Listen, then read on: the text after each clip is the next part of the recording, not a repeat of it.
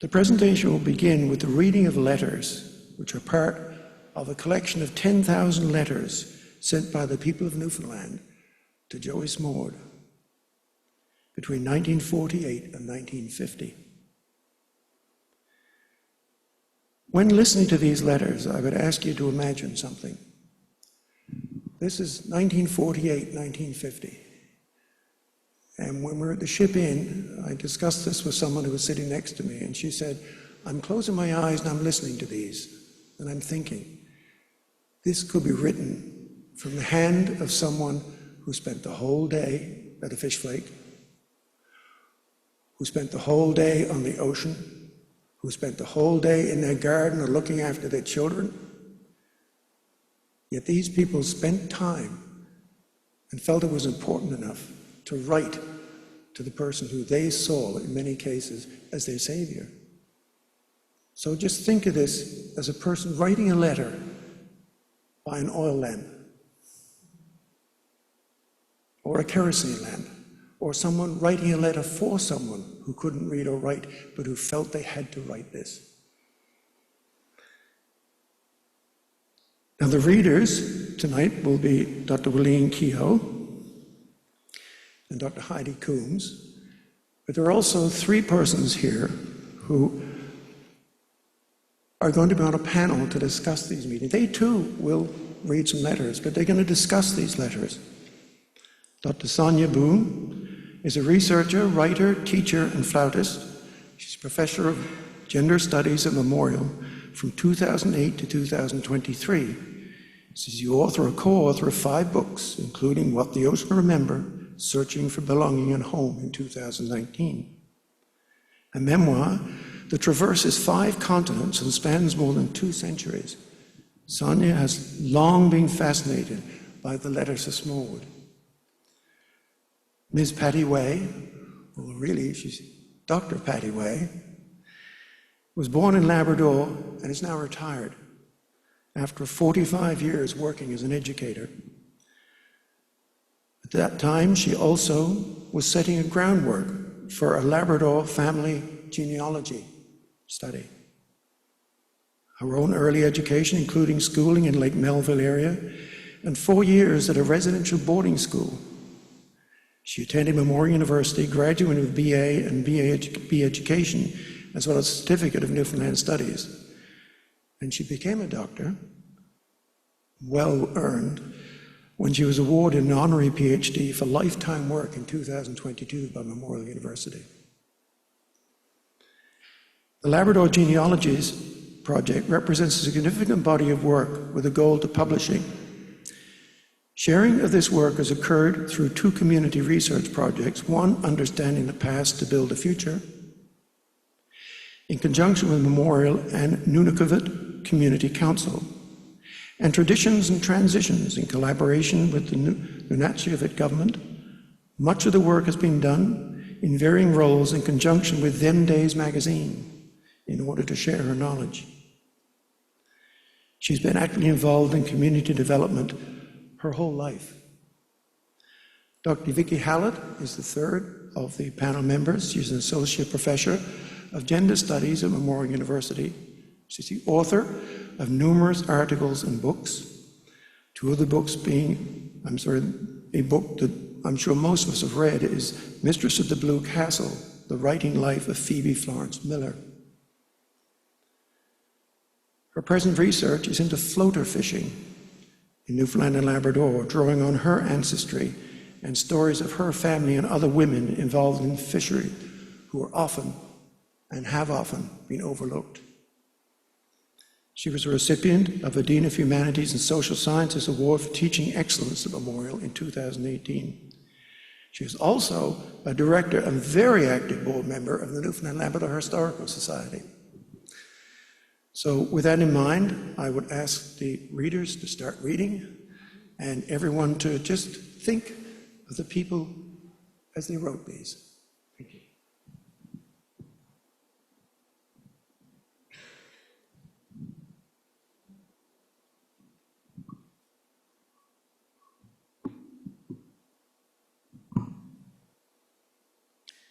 Renews. July 10th, 1949. Dear sir, I am appealing to your sense of honor and justice. I want you kindly to take into consideration my case of unfortunate circumstances, which I will state here for your consideration. Well, to begin with, I am completely crippled and handicapped in every way due to a TB hip condition which I developed when quite a kid. Now, to add to this, my right leg seems to be giving out, and I'm forced to exist on $5 per month, which isn't enough to feed a cat. Can you credit that, Mr. Smallwood?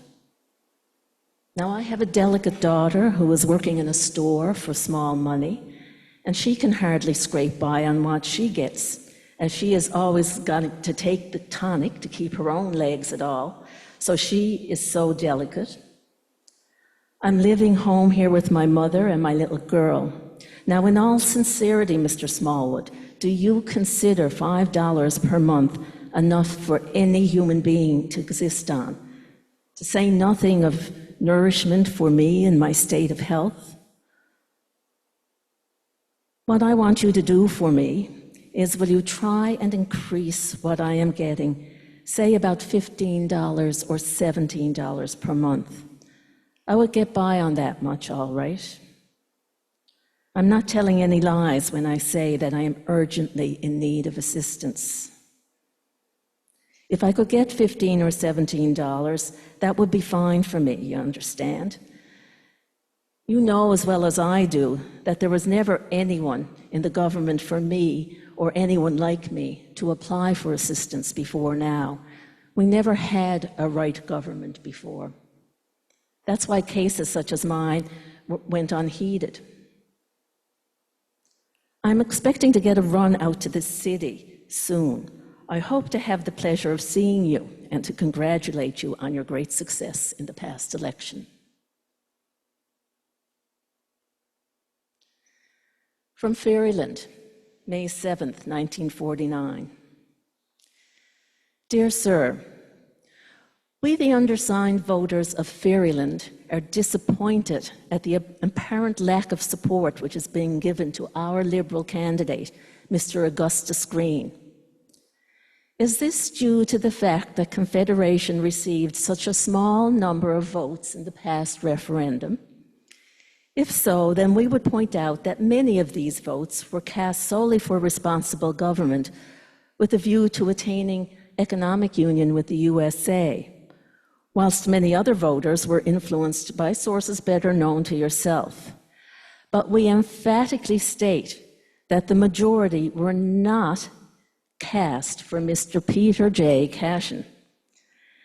And now that all this is water under the bridge, we strongly urge, sir, that we definitely believe that there is a strong possibility of Mr. Green being elected for the Liberal Party, provided he is given the necessary support that he is in need of, and that the same support given other districts should apply to the Southern Shore.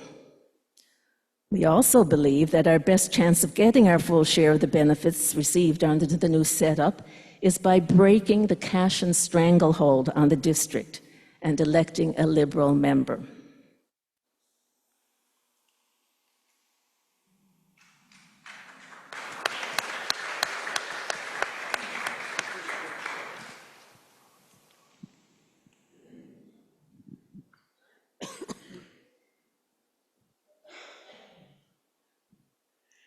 St. John's, Newfoundland, April 1st, 1949. J.R. Smallwood, dear sir, will you have completed your dastardly crime of confederation against the wishes of half the population, and you have acted the Judas Iscariot and sold Newfoundland for a mess of pottage. Today is the birthday of my beloved father, and may his spirit haunt you in the years to come. For having done this deed against the wishes of the people, we have not lost our spirit, yet we are still able to do many things, And I am afraid that the bed you have made for yourself and your wonderful government will be a hard one. It is hard to keep a good, independent people down, and we are not beaten yet. If the thing had been done in an open-handed manner, we would not have minded. But would my dear father have done such a transaction that you have been the leader of? That is the one thing he abhorred, and any underhand was poison to him. His last words just before he died were, "Do not go in for Confederation, for if you do, there will be blood and riots. Vote against it to your last drop of blood. If you get Confederation, the grass will grow on your peaceful streets, because Canada will only take you for what she can gain from your union." Time will tell whether he was right or wrong. He was dead 10 minutes after he spoke those words to me. And after 40 years, they are still ringing in my ears. You were very hard on the politicians of the past, but what of the present setup? Wish to God we had them again with us, but their spirits are there, and may they haunt and dog your footsteps in the silent prayer of a staunch, independent Newfoundlander. Now I'm beat out. I think this one is also from St. John's, the 10-year-old girl. Yeah. June 3rd, 1949. Mr. Smallwood, dear sir, since you won such a great victory, I thought I would write you. I am a little girl, 10 years of age. I am in grade 3. There is 5 of us, 3 boys and 2 girls. My daddy was home for 5 years with bad legs, and you may think how glad we were to get the family allowance. The first money, our mother bought boots for the 3 boys and shoes for my sister and I. And this month, she bought us stockings and other things, and things to eat that we wouldn't be able to get. And thanks to you, Mr. Smallwood, I believe every girl and boy should thank you. Yours truly.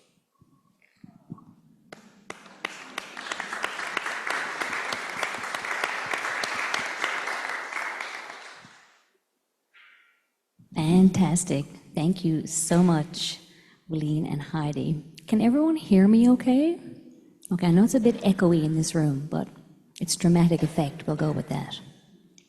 So welcome, I'm Vicki Hallett. I'm delighted to see you all here, and so happy to be talking about these letters. I wanted to read a couple as well. The first one is from Grand Falls. Badger, August 15th, 1949. Your Honor, may I have the pleasure of writing you? Will you please give this letter your kindness attention?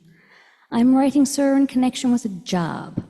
I heard you say, sir, if I speak correctly, there would be 2 jobs for every man in Newfoundland after you get in power. My friend wrote you twice, and you told him to keep in touch with you.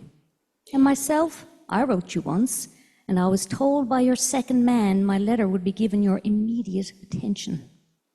The both of us is working in Badger at the present time, woods work, and this camp is finishing in a few days. And you can see, sir, we will both be out of work then, and we have no way to feed our families this winter. So, sir, we're asking you to get a job for us. I can take any kind of a job, Mr. Smallwood. I have grade 10. Now, it's no good to go anywhere to look for a job. The answer you get is no vacancy, or have you a father working here? We voted for you 3 times, and we'd vote again another 3 if we got the chance. Sir, I am, or shall I say we, are depending on getting a job out of this letter. Would you please give this matter your considerate attention? Please reply.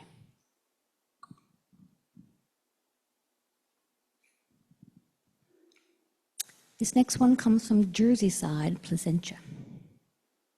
The Honorable Prime Minister, J.R. Smallwood, St. John's. Dear Mr. Smallwood, I wish to congratulate you on your splendidly inspiring address at the Burns Night and commend your plans for the people of our country. Things may not look very bright, but they are prosperous in comparison to what our position would have been under other leadership. I'm very pleased to have approved of it by vote, so there will never be this extremity of miseries for our people under Confederation. I enclose a clipping from the Canadian Ensign on your decisions respecting our school system for the province and other matters relative to good morals. These public pronouncements at this particular time can greatly allay the fears that were so often expressed during the early part of the year. Your gesture proves to all great moral courage and will be remembered longer than we realize. We wish you continued success in the new political year.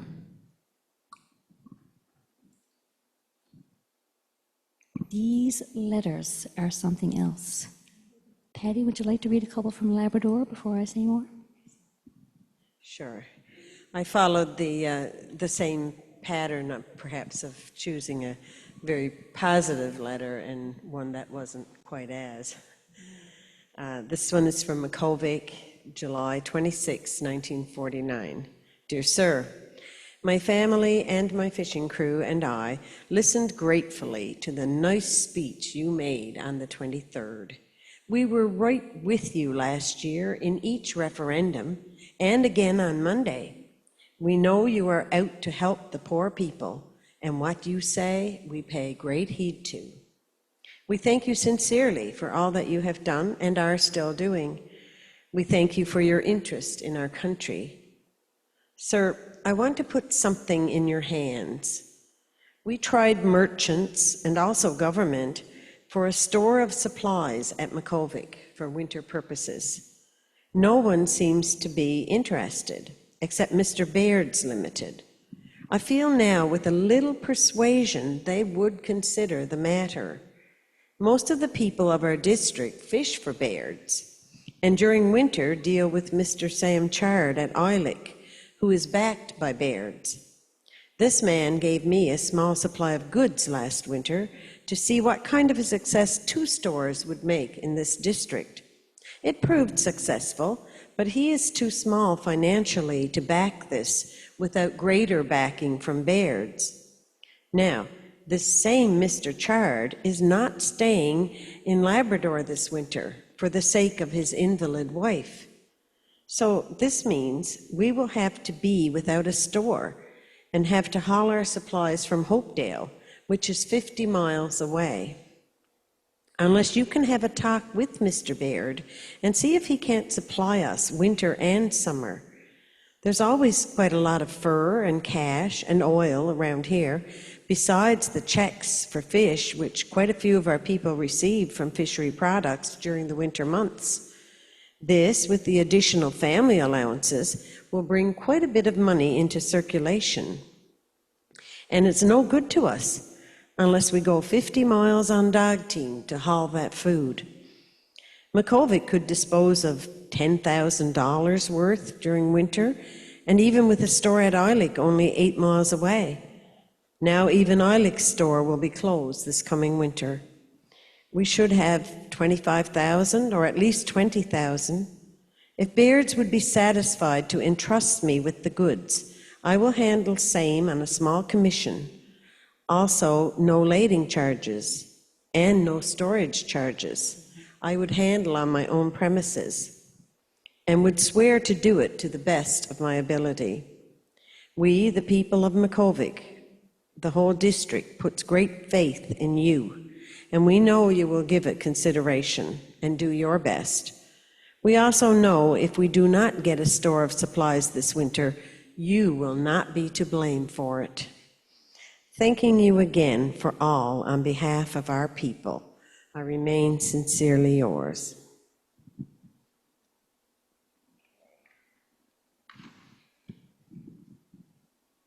This one is from Hopedale, July 17, 1949. Dear friend, just a few lines to let you know that we were to vote for Confederation and have done so. 4 other stations besides Hopedale, and those stations are Hebron, Nain, Newtock, and also Macovig. We were interested in voting for Confederation, but now we are doubtfully amazed if we're going to be better off, because we still continue to be in the same condition as before Confederation. Before the voting started, we were forced to vote for Confederation for a lower cost of living. But everything here, what's been in the shop for over a year, is still the same price as it once was that arrived during the summer. Also, if Mr. Parsons still continues to be the manager over the clerks, it will in no way be better in Labrador. And it's true as they are printed in ink, for we are poor and hard up for a truth, and we are helpless. Please reply.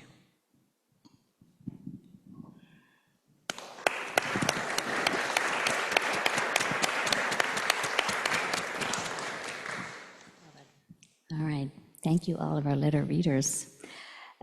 Before I turn it over to my fellow panelists here, let's talk a little bit about why we're here. We're celebrating the everyday by paying tribute to and thinking critically about how Confederation with Canada was discussed in these letters to J.R. Smallwood. People from all over Newfoundland and Labrador wrote to Smallwood as he transitioned from campaigner, right, well known as the Barrowman, as we see up here, to the first premier of the province. They wrote to praise him, admire his leadership, to excoriate him and damn his treachery, to inform him and ask for his help. They told him about their everyday lives, their trials, their tribulations, their brilliant business ideas, their dreams, their frustrations.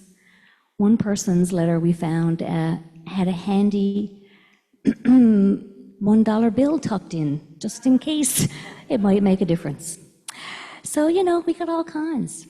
So in these letters, we really get a taste of what life was like for people at mid-century, and how they were engaging with Smallwood directly as political agents, right? We want to celebrate this political legacy, the political legacy of the everyday person who, as Pat pointed out, was probably writing after a hard day doing God knows what, 8 million different things by the oil lamp, right? And they took it upon themselves to write to a person that they thought would listen to them. We want to celebrate this political legacy that encourages all of us to think about how we understand the Confederation debates and the eventual outcome, and what kinds of sources we use to inform that understanding. These are really interesting sources that inform a particular understanding of these events. So the thousands of letters that people from all over the country, and eventually the province, wrote to Smallwood, they're housed at the Archives and Special Collections at Memorial University.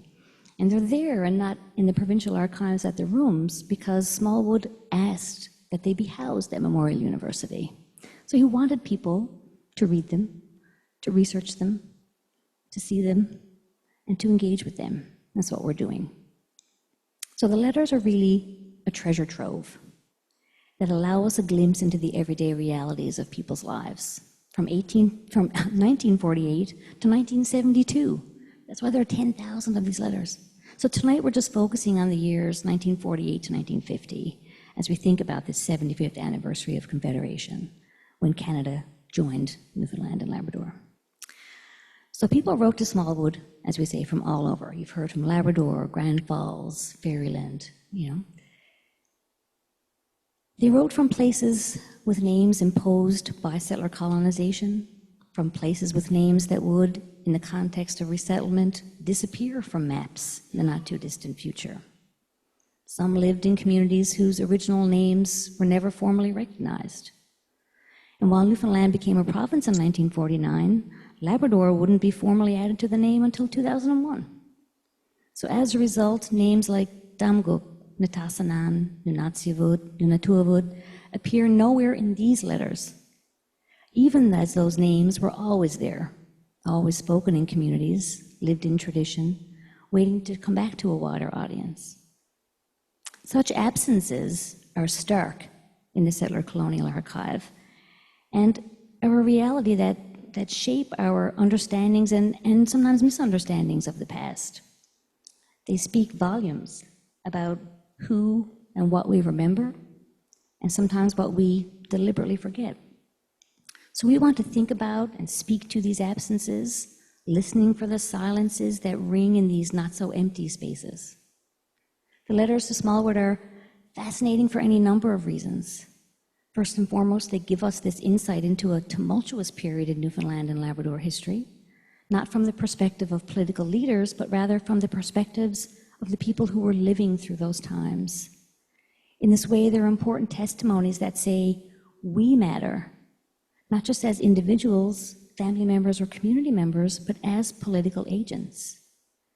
And indeed, you'll notice up here as this PowerPoint rolls through, many of these slides have titles. I know who Joey Smallwood is, Bradley is, there's the advocate. These folks, unnamed in the archive. Same thing. I have no idea who they are. But these letters have names attached to them. So when we read them in the archive, we know their names. We haven't given them names here tonight, but in the archive they are named. And by writing to Smallwood, they were telling him their names and making sure that their voices were heard. So they offer us insight into the common struggles, but also the regional particularities of this place. What was important to folks in Grand Falls, in the forested interior of the island, was perhaps different from what was important to folks in St. Barb, or in Labrador perhaps, who lived along the most remote northern coast of the province, and thus very far from necessary infrastructure. What mattered in St. John's East and West, the only urban districts in the province, was not necessarily the most relevant to those living in rural or outpoor communities in Burin or Burgeo.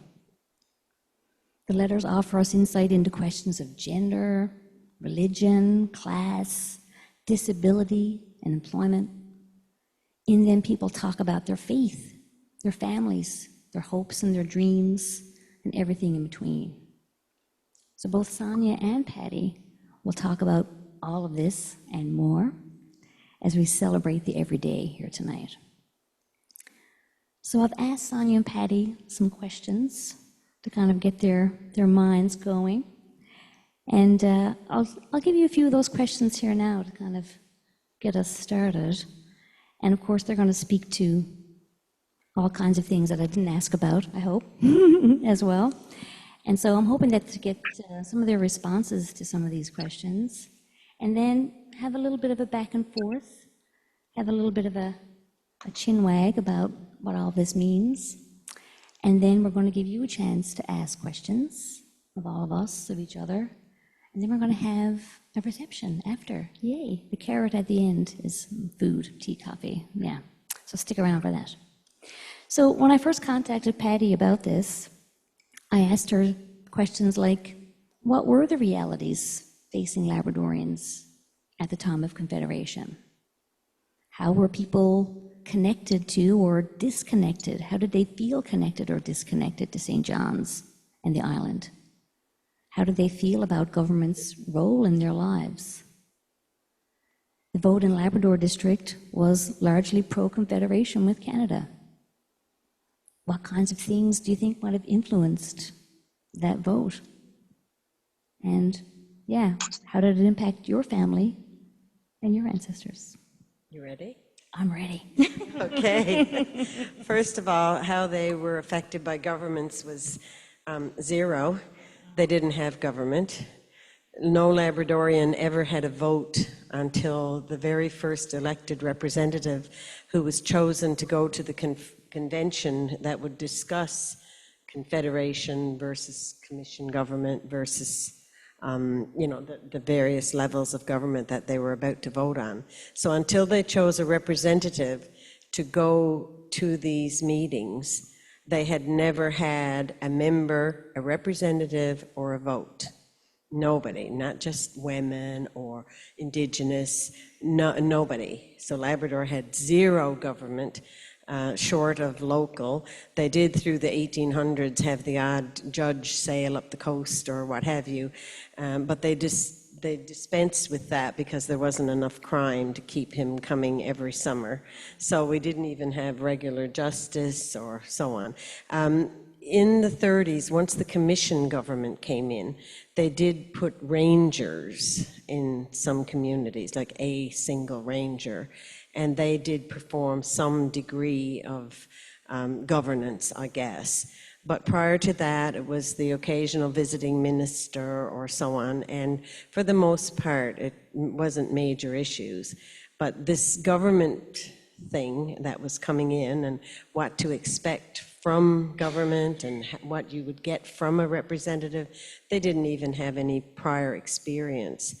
So it was quite interesting. The letters that came out of the bottom of Labrador, the Straits area, they must have seen a little bit of what a government person could do for you, from being in proximity to the Great Northern Peninsula, St. Anthony and so on. And so they sort of said, well, I know that they have, like, say, forestry officers or fisheries officers, so maybe if we're going to get some of those, perhaps I could get a job. But that was only the people who were in proximity to an area of the province that had a government. The rest of the coast was like the first letter I read. It was used to being independent, looking for a way to supply yourself with food. You weren't looking for government support or handouts because you didn't even know they did that. You just thought you'd be lucky if you could get financial backing for a genuine enterprise. So it was a whole different world. And Reverend Lester Burry was the chosen representative to go to the convention, the National Convention. And when he went, he was totally pro-Confederation. And then he would lie awake at night. He even cried because he came to realize that he was totally at odds with many of the provincial politicians who were at the convention who didn't really want Confederation. And he wondered, was he so wrong? Was he thinking wrong? He didn't know, but he was just concerned about the people of Labrador, how they needed more support. And he thought in his mind that Confederation was the way to get it. And so when it became questioned at the convention, so by so many other politicians, he didn't know how to be or how to think. So he just withdrew, observed, and saw a few things. But in his mind, Confederation for Labrador was almost the only answer, and certainly the numbers bore that. I think it was in the area of 80% in Labrador for pro-Confederation, which is different from the island. So those are the states of government at that time. Thanks, Patty. Yeah, that's great. And it's so interesting to think about the differences between different parts of Labrador, you know? Yeah, fascinating, yeah. And when I asked you some questions, Sonia, I was asking about your sort of experience, because you've been researching and thinking about these letters for a really long time, and then you hooked me into it, and then I got hooked, and that was it. You're like some kind of letter pusher. And so when I asked you the questions, I was interested in sort of, you know, the sort of striking themes that you see emerging from these letters, having engaged with so many of them for so long. And I was interested in, you know, when you asked students to read the letters, which you did in quite a few of your courses, what their reactions were to the letters, and, you know, the kinds of things they wrote. And I'm also interested in this idea, and I'm going to come back to you too, Patty, on this idea of silences and what's not being said, or who's not writing, or who are we not seeing in the archive necessarily. We'll start with any or all of that. Well, I'm going to start by saying, if we're going to talk about letter pushers, then I'm going to call on Terry Bishop Sterling, who was the original letter pusher, who introduced me to the letters. So if we're talking about letter pushers, it's Terry's fault. And she also suggested a student assignment, which happily took up, and the students were certainly very engaged with them. In terms of themes, what strikes me most about the letters is, and some of it's quiet, but there is a confidence in the letters that their voices matter and that they'll be heard, right? So there's a sense in the letters, if they've heard many of them had heard Smallwood talk about the toiling masses, and they were like, that's me. I am of the toiling masses, and you say you're for the toiling masses, so you're now going to hear my voice, and this is what I'm going to share with you. And many of them use that language, that they are of the toiling masses. And so what strikes me is just the commitment and the passion in the letters, right? The letters that people are writing, they're writing for their futures, right? They're writing, this was a chance for them to imagine a future possibly differently from what it had been in the past. And they take that seriously. So they're, sure, a lot are writing, asking about various benefits that might be available to them because there was extreme poverty in various parts of Newfoundland and Labrador. But they're also writing with their ideas about how things could change, right? They're writing about, here's a suggestion for how we could improve food security. Here's a suggestion for an industry that we could start. Here's a suggestion for this. Here's a suggestion for that. So they're fully engaged in this idea of imagining what Newfoundland and Labrador could be. And to me, that is the most interesting part of the letters, is how passionate and engaged the authors of the letters were, is that they really felt that they could contribute. But it's also, the other interesting part is that many of them, you know, they were coming into a relationship with Smallwood that was based on the fact that they expected him to do stuff, right? So some of them will say, there's 4 votes for you, but they're not going to be there if things don't happen, right? So there is a sense that this is a reciprocal relationship, right? You need us as much as we need you. And that's part of, both of those are part of it. But they are also writing about things like infrastructure. They're writing about communications infrastructure. We don't have phones. The telegraph office is 5 miles away. There's no electricity in our homes. There is in in the company over there. They have electricity. Why do the homes have no electricity? They're writing about things like healthcare and the cost of healthcare, the accessibility of healthcare. They're writing about education, and they're also writing about the ways that individual lives don't always neatly match up with the rules of pensions and benefits, right? There's complicated things happening. So there might be someone who discovered that in order to get the family allowance, the kids need to go to school. But to go to school, they needed shoes. And so she writes Smallwood asking for shoes, right? That's the question. But you see these complicated little bits and pieces where people are fitting in between what the policies say, and some things are not neat and tidy. Do I fit into the widow's pension, or do I not fit in? My husband who died was this, and this, and then I fall outside the cracks. What does that mean for my life, right? So they're writing about all these kinds of concerns. Some of them write about very material concerns. I want an outboard motor. Can you send me money for an outboard motor? Can you send me money because I need a new set of false teeth? Can you send me money because I'd really like to buy a jukebox so that we can start a social thing and people can come and enjoy themselves? Can I get a license to sell homebrew? Right? These are the kinds of material concerns. And some of them are things like, here's the bill for streptomycin that I needed to deal with this health issue, and it cost me this much money, and I don't have that kind of money. How am I going to get to pay for that? Right? So there's the material concerns are life and death concerns, and some of them are very unique ways to try and improve their economic situations. So I just, every time I read them, and every time Vicki and I talk about them, we get completely sidetracked, right? And we start talking about the individual letters because they're so passionate and they're so interesting. And some of them, they just sound like you're just listening to someone talk, right? You could just be listening to them on the radio say that thing right now, the way they say it, the way that it's just right there, right? It's amazing. So anyway, so that's what I see as themes, which I don't know if that's very helpful to you in terms of themes. Now, in terms of my students, when I first introduced them to my students, most of my students were from Newfoundland and Labrador. They thought they knew their home communities really well. They read the letters and they were like, I know nothing about my home community that I've lived in my entire life. In fact, my home community and these neighboring communities are very different from what I ever could have imagined, right? So one person, I can't remember what community she was from. She was near Mall Bay. And she said, we grew up and we used to laugh at Mall Bay because it was the smallest place ever. And why would you call a place Mall Bay when there were like 20 people living there? And why would you ever call that? And she read the letter, she went, wait a sec, there were like 200 people living there. It was far bigger than I ever could have imagined.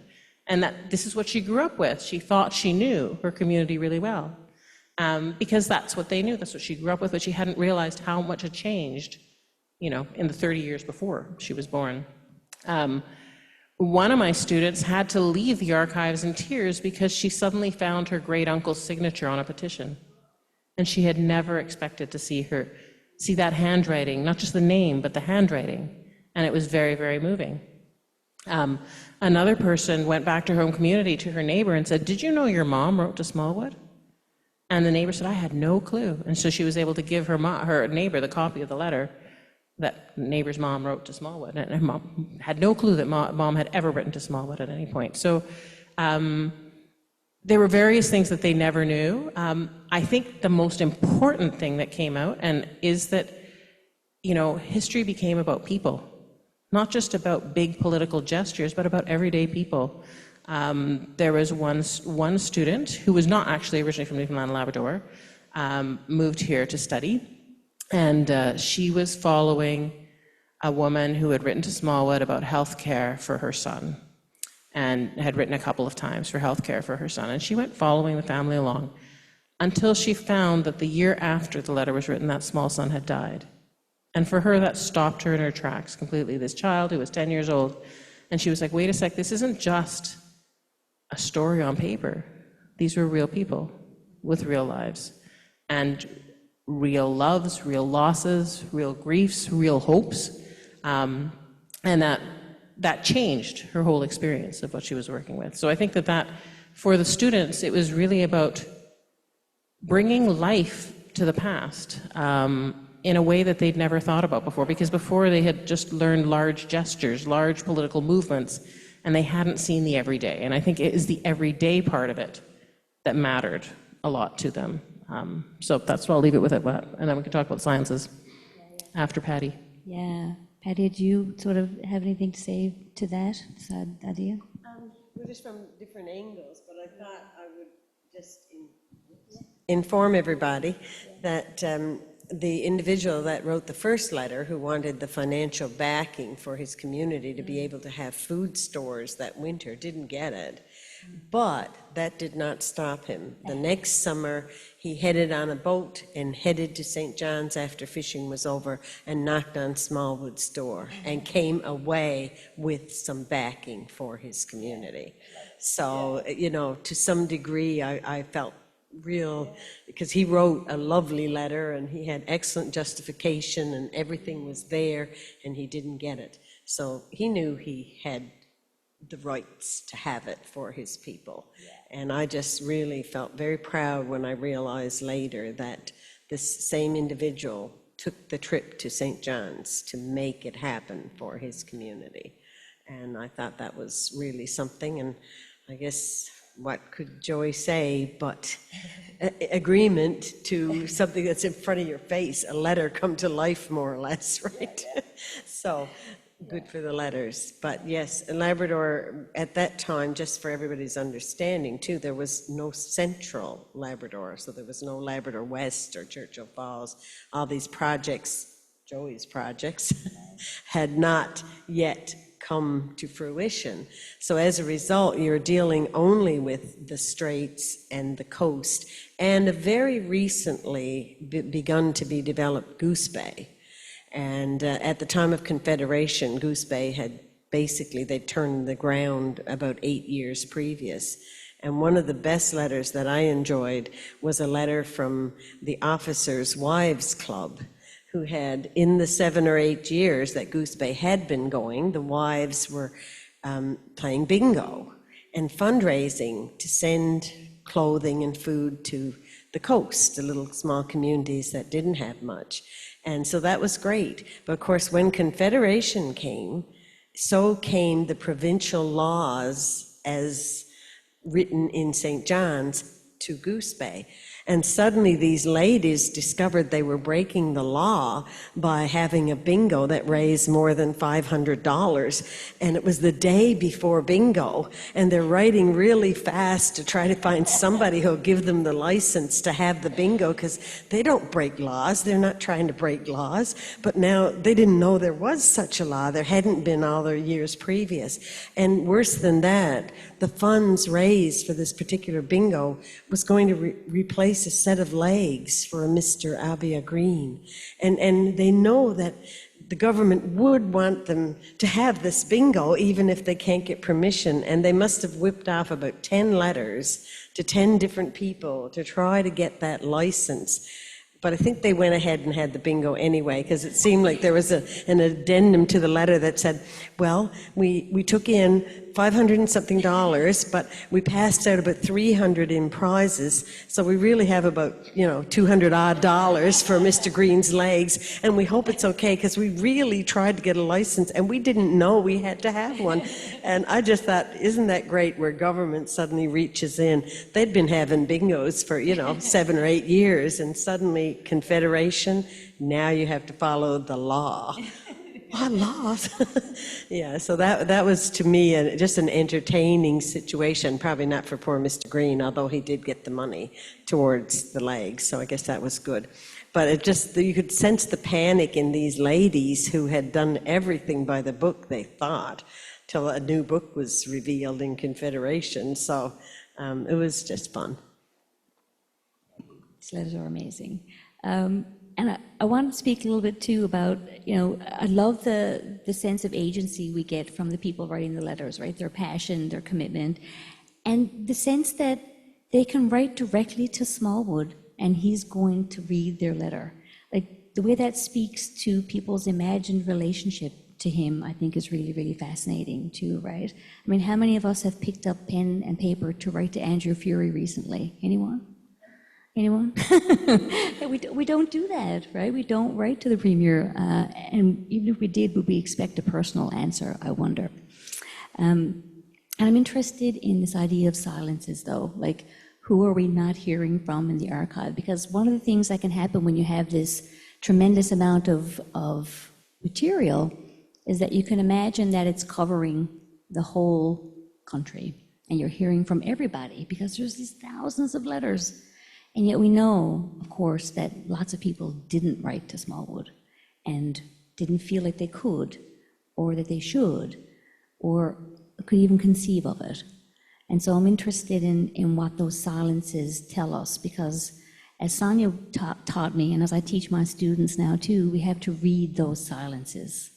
And so what does that mean? So would either of you like to tackle that a little bit, or talk about it at all? I can talk about it. I do just want to start with saying that, Patty, was saying somebody went to St. John's after writing the letter and it was successful. There are some people who wrote 7, 8 times to Smallwood to say, so I haven't had a response yet, so I'm just writing again. And some do say, okay, I'm going into town, I'll come talk to you in town.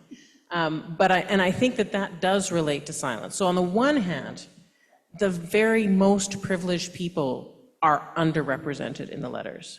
And that, to me, suggests they had other ways to go talk to Smallwood. They might see him at an event. They might have him over for dinner. They might be able to wander into the Confederation building, or Colonial building here at that point, and just have a chat with him, right? So those letters, some of those letters are missing. In terms of proportions, you would expect more of that. But the other thing is, to write to Smallwood meant that you had to be able to communicate, or that you had someone who could communicate for you in English, right? So you either had to be able to write yourself in some sort of way, and some people did not have any formal education. Many people did not have any formal education, or you had to have someone able to transcribe for you what you were saying, and it all had to be in English.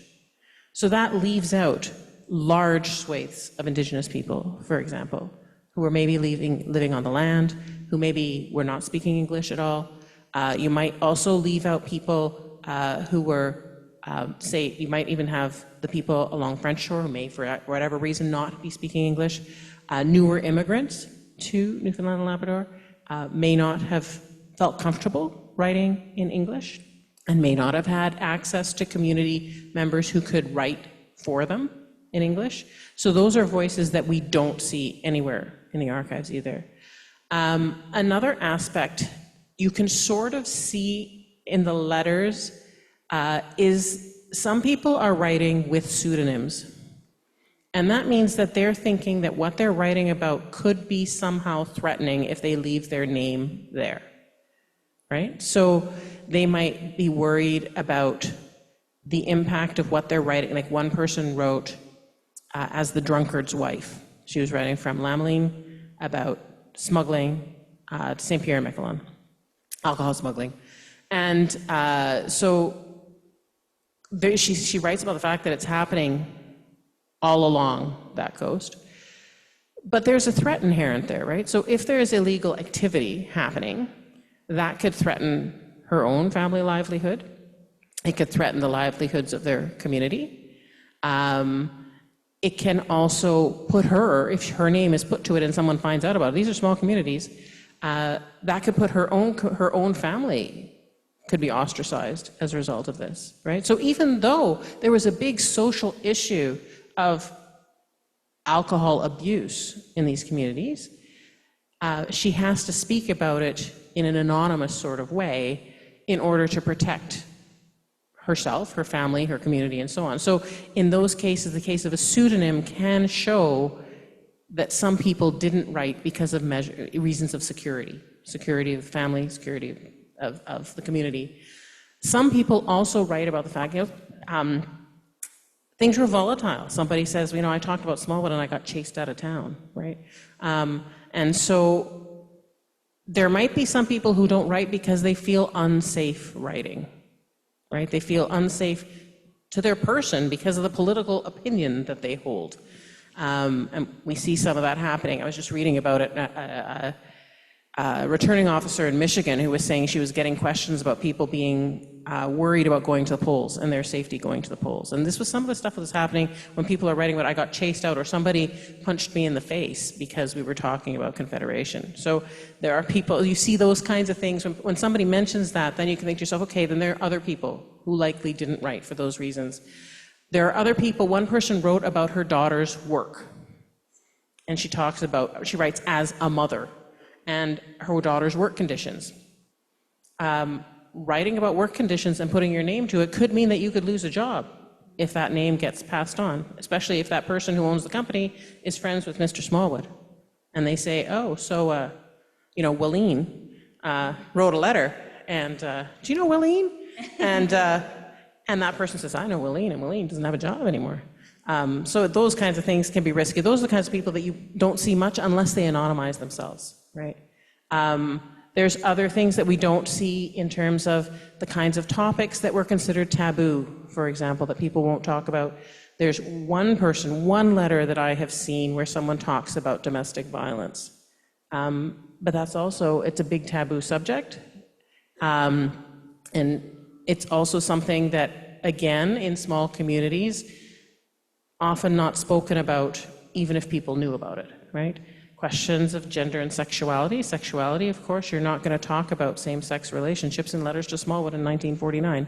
Not going to come up because it's not a legal thing. You're going to talk about it in a roundabout sort of way if you talk about it at all. So those are the kinds of silences that are there, but it is very seductive to think, wow, there's 10,000 of these letters, and look at this stack from St. John's West in 1949, and it looks like there's all the voices there, but there are silences there. Some of those silences are visible through the fact that people use pseudonyms, and some of them are visible through when you look through, you say, who am I not seeing?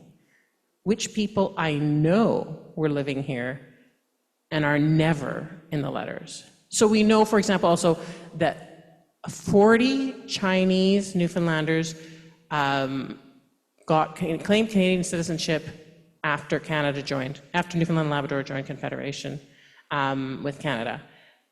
We have been unable to find letters from Chinese Newfoundlanders between 1948 and 1950 in St. John's East or West or on Bell Island in any of those communities. We haven't found any, not a single one. And yet we knew that there were at least 400 Chinese Newfoundlanders living in this general area, but not a single letter. So that's another silence. When we know there's people living and there's no letter, not a single letter from them. Anyway, that's what, I rambled enough. Yeah, no, I love it. I think that's really important, right? And the various ways that we think about silences, right? There were anonymity, and some of the people who wrote a letter to Smallwood would say at the end, please don't attach my name to this, or please don't tell anyone I wrote this, right?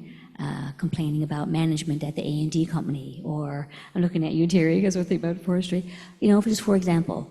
And so, yeah, wouldn't want their name attached. So, and then the people who just didn't write for whatever, couldn't write, topics we couldn't talk about. Yeah, it's really important.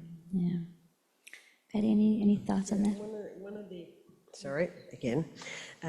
One of the areas that I was always aware of, even in the 50s and 60s, like right after and into Confederation, was that there were large groups of, in particular, women who would not complain or have anything to say because it might cost them their family allowance. And that was like the family allowance bought silence to some large degree. And they were just afraid, any nominal complaints would result in perhaps some kind of lashback. And they didn't realize, I suppose, that if it was a legal thing that you're going to get your family allowance, that it wouldn't just disappear. It had just come in, so maybe it could go just as easily. So they were, you just didn't complain. Can I add to that? It is the power of the relieving officer. That comes up in a number of letters, the local relieving officer. So I think in relation to that kind of thing, there's also the fear that if they complain, the relieving officer might relieve them of their payments, right? Because a number of them write about the fact the relieving officer says, I'm not supposed to get money anymore for some reason, and they don't understand why they're not getting money. The relieving officer said this about me. The relieving officer said that about me, or said this about my family. And so there is really the power of the local relieving officer played a big role in, one, what they wrote to Smallwood, but also in the material conditions of their lives. That was an important thing that came up in a number of letters from women. Yeah, absolutely. I just want to quickly, I love this one from St. John's. It's a good example. Dear Sir, just a few lines regarding the widow's pension. There's so much work to fill out the form to the child's welfare to the courthouse. And then the returning officer got to come and inspect you. It's just putting you down on the dole. It's not enough to put all the particulars on the form, but you got to go all over with it to the returning officer. Anything you have to do is done right like the baby bonuses. Why not let us have it as the baby bonuses have it? I have not received any widow's pension as yet. The baby bonuses is all right, but when they're able to buy bikes and put their checks in the bank and the poor widow is starving, it's up to you, and I know you're the man, you can do it. And you'll get our vote, and we put you in, and may God bless you and keep you in for 20 years. I'm writing this on behalf of dozens of widows who have asked me to write you these few lines. Wishing you the best of luck and your men in the coming elections. Signed, Widows of the West End. That's the kind of thing we often saw. Hey, that kind of letter and that kind of sign off, right? So it was really interesting. Yeah. Sonia, to your point about the relieving officer, which of course is our modern day social services equivalent, now we have a governmental regulation, if you're a single man this age, you get this much dollars. But it was much more a decision of the relieving officer in the earlier days. So they could grant you a little, a lot, a medium amount. And so you had to be always cognizant that he's going to judge you and your circumstances and your request and so on. And quite often, when there were rebellions, it wasn't rebellions against government or your government representative, it was rebellions against the relieving officer, because he has made decisions that now has your family in a starvation mode. And so the relieving officer question, it didn't apply to everybody, but it applied to anybody who needed any sort of social assistance in any way. He had the power to decide if you warranted the financial backing and how much. So if it was a little bit, he could turn around and give it to somebody else. I found lots of records along the way that one fellow gets denied flour, somebody else gets a quarter of a barrel, somebody else gets a whole barrel. So you're thinking, you know, what helps to make the judgment and how do you deal with that? So you're right that anybody who's dealing with these relieving officers certainly doesn't want to get on the bad side because it's going to cost your family. I haven't been paying much attention to the time because we got caught up here. How are we doing on time, Pat? 5 more then questions. Okay, excellent. All right. I could ask you more questions that I already have prepared, but I'm wondering, Pat, if you want to speak to your family situation at all, as much as you're comfortable, and like, because we were talking last night about, you know, how it impacted your community in particular, and what people thought about what was going to happen after Confederation, and then what didn't necessarily happen. Well, I think it was pretty self-explanatory that one guy, the negative letter I wrote, he was expecting instant gratification from Confederation, and it's only a year later, and he's already saying, okay, it didn't happen. I don't see any sign of the big thing. I guess some people may have been more patient, but they were hoping for better things. And to be honest, to a large degree, there was an improvement.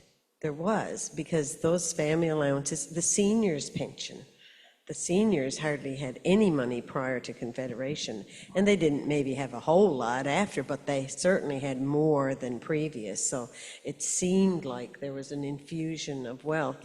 And as for Reverend Dr. Burry, who was that person who went to fight for Confederation for the Labradorians and their better, he wrote an essay, a numerous page essay for Joey Smallwood in his books of Newfoundland. And he wrote it on the 25th anniversary of Confederation. And his final sentences have to do with it was for the best for the people of Labrador. So his judgment of Confederation was that it worked for them, maybe not in every single instance, but overall. He felt more than justified in having fought for Confederation for the Labrador people, and that overall it had paid off. That was his opinion after 25 years. Okay, that's great. And I'm interested, Sonia, in any final thoughts you have, because we've been working on these letters together for a long time. And it's, I don't know, every time we get into these letters, like, it's just fascinating to me. I get caught up, as you say. I just want to keep reading letters, honestly. I know, we could just keep going back to the archives and just read them because they are fascinating. I think when I first read them, I had, you know, I moved to Newfoundland and Labrador in 2008. The first time I started reading was maybe 2010, I think. And I had tried to ground myself in Newfoundland and Labrador. I had read some books about the history of women in Newfoundland and Labrador, one edited by Linda Cullum, who's also in the audience here. We had traveled. We traveled out to the Great Northern Peninsula, spent 3 weeks going to the Northern Peninsula and back with the kids, really trying to get to know the place that we were calling home. And so when I read the letters, I wanted to know more about this place that we were calling home. And one thing that stood out to me was just I'd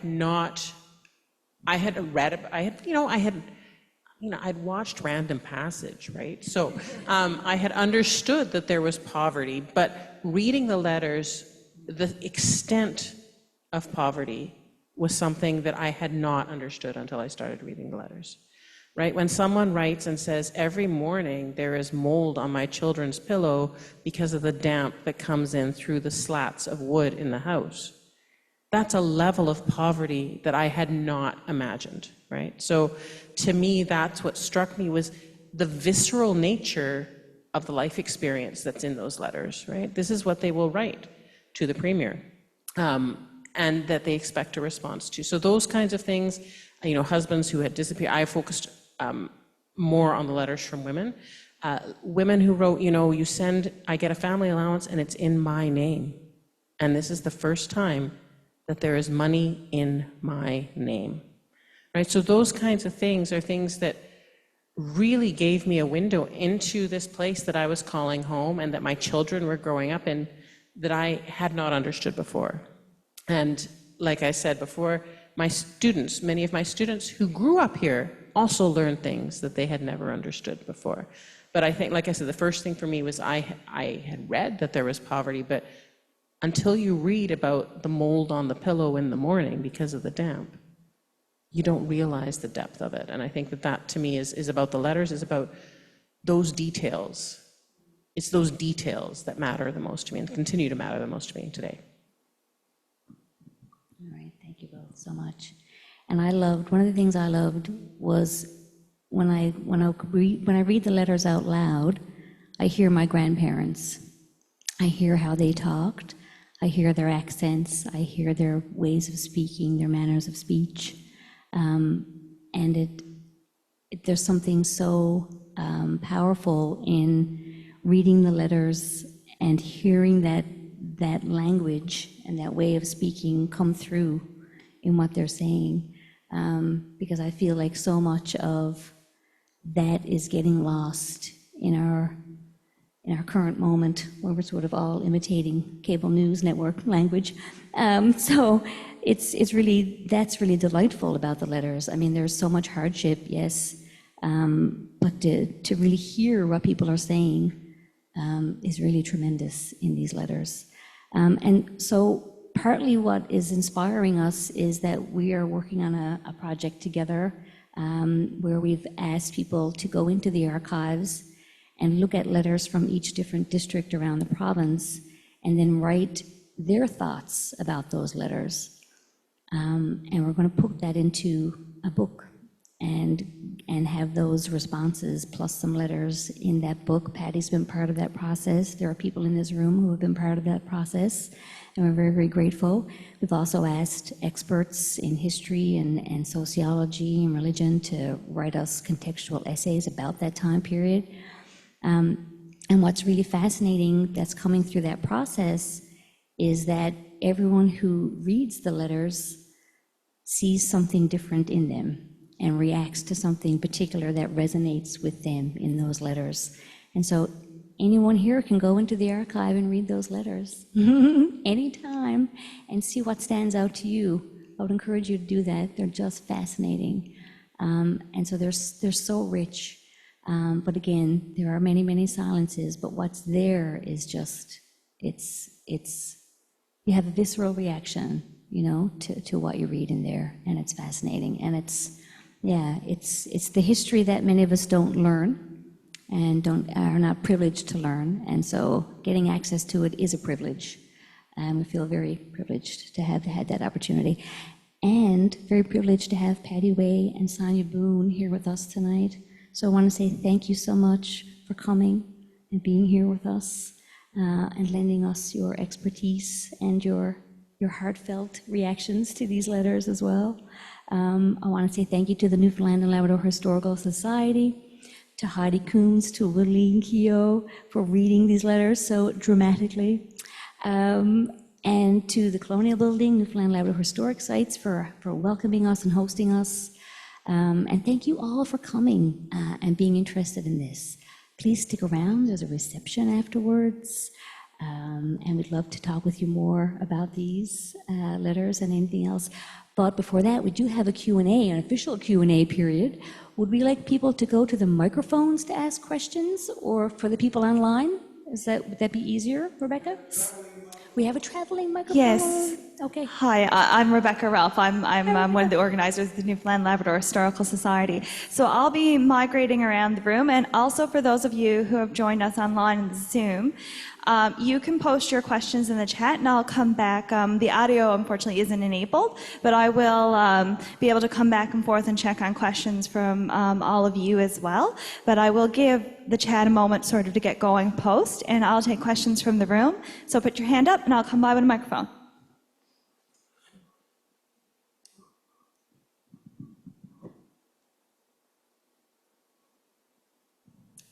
Hi. You're talking about silences and absences, so if you say there's over 10,000 letters, I'm assuming there are not 10,000 responses to those letters, because you say some people wrote 7, 8 times and didn't get a response. So to me, the people, if this was the means that they had of getting their problem solved and then were met with silence, that must have been extremely frustrating, even for the guy. Well, especially the man in Makovic who wanted to run a store. He had to make that trip on his own dime, I assume, to come to St. John's to knock on a door after he had already put the effort into writing a letter. So what does that say about Smallwood? Like, did he have someone in the office reading and responding? Did he actually read the letters at all? There are a lot of responses to letters. Like you can see there are typed, basically the copied response from Smallwood. It's hard to say when people didn't get a response, if they didn't get a response because Smallwood didn't reply, it could be that he sent it on to another government department to solve. It could be, you see notes on the letters that it's been sent off to this department or whatever, and so maybe that didn't send a response. It could be, given the communications infrastructure or lack thereof, that things went missing. So that even though there is a response from Smallwood, someone didn't actually get it. It actually didn't arrive in their community because some people, the mail didn't come for 4 months. Or they had to go such a distance to find it. By the time they went there, something didn't get there or whatever. So do we know that the letter that how long did it take to get to Smallwood?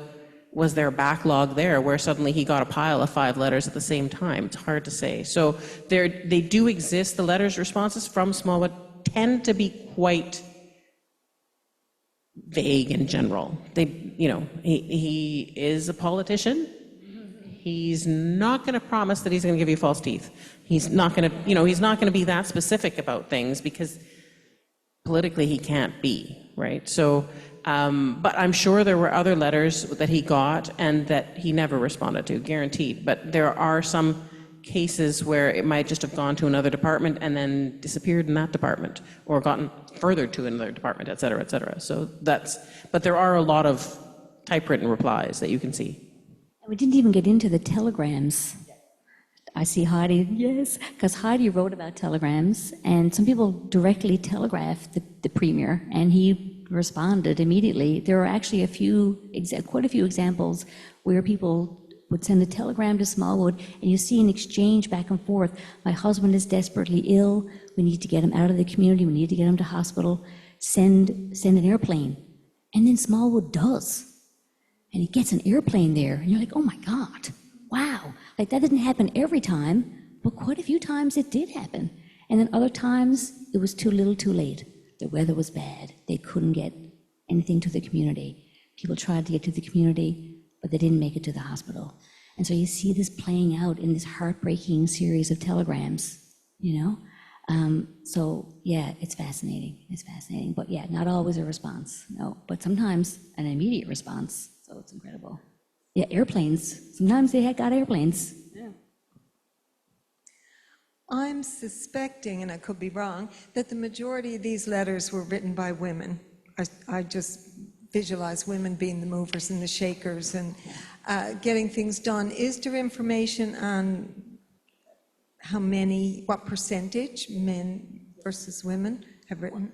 I don't have that information, but there are a lot of letters by women.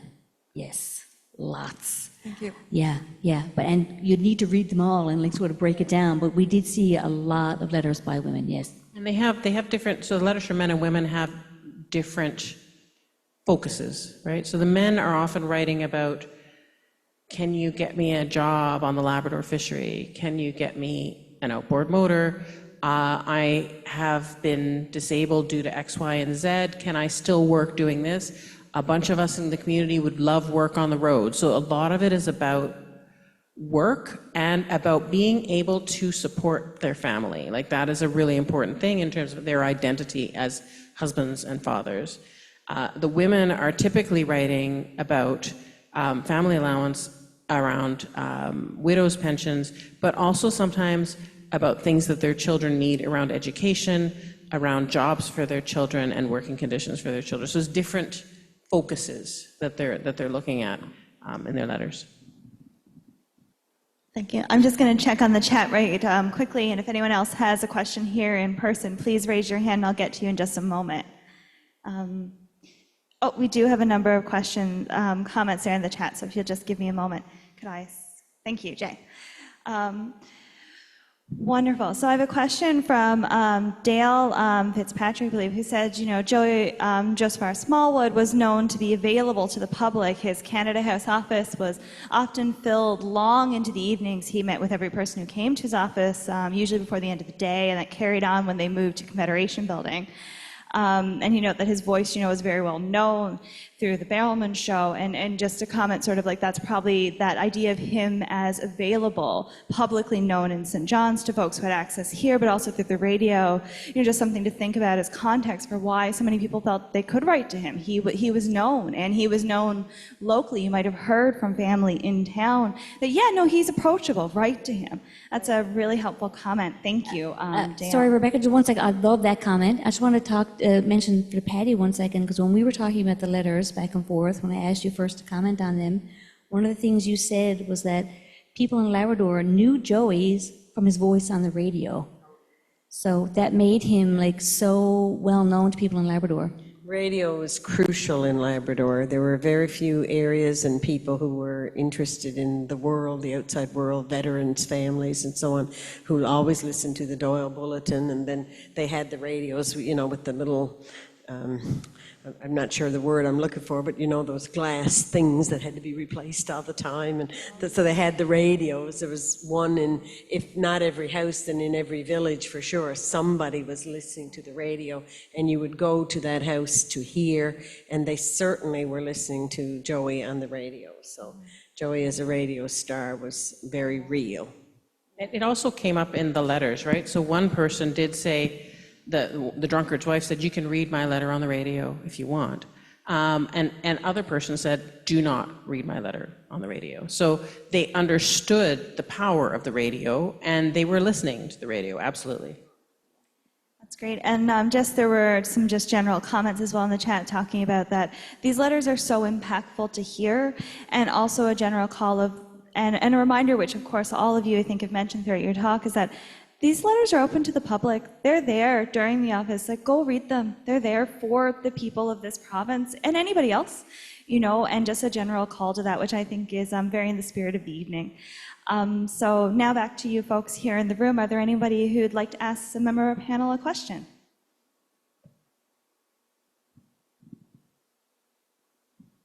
Oh.